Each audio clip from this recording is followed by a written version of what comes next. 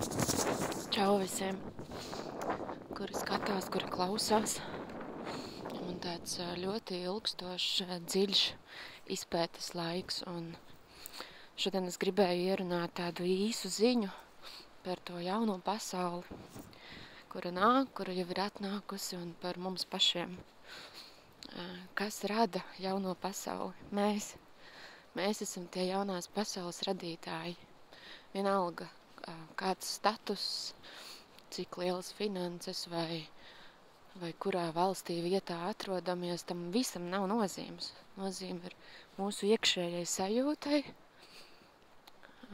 mūsu pašu sevis radīšanai, dabiskajai radīšanai.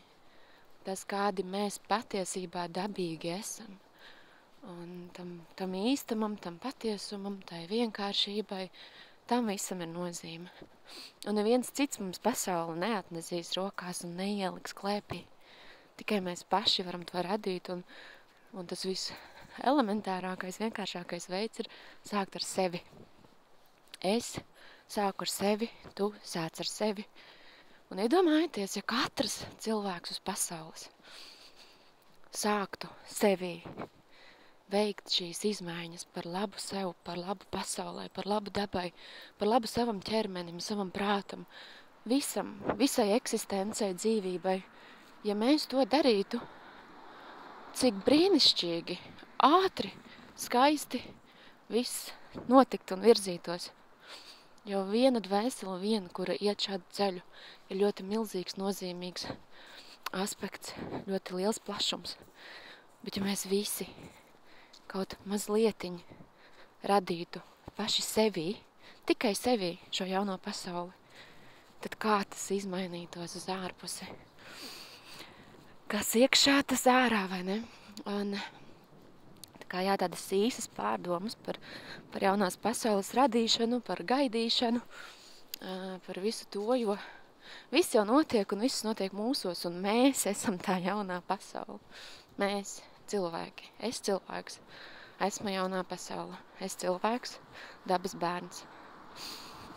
Un vispirms es kā cilvēks radu sevi, pieredzu sevi, un es esmu uz zemes, un zeme ir mana māja.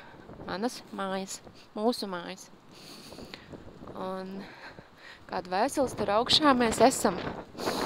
Beigas vējš. Kāda vēseles tur augšā mēs esam. Mūžīgi, bezgalīgi. Un ticiet, jūs neko nenokavēsiet ar tiecību uz augšu. Bet vispirms tieksamies sevi iekšā savā dziļumā. Un ceru, ka var dzirdēt šo ierakstu. Bet jā, vispirms savā dziļumā, sevi, caur sevi dabā, tajā dabas īstumā, dabas patiesumā, zemes īstumā, zemes patiesumā, un tikai tad uz augšu. Jo tikai tā mēs varam nonākt tajā augšā, caur sevi, caur savu iekšu, savu patiesumu, savu kodolu. Tā kā tā, lai daudz mīlestības pret sevi, iekšējas tīras sajūtas, mēģināsim palikt savā patiesībā un atrast to un sajust to tādu skaidru, tīru, jo bieži vien ir grūti to skaidrību sajust. Lai laba diena un dienas un mēneši. Tā.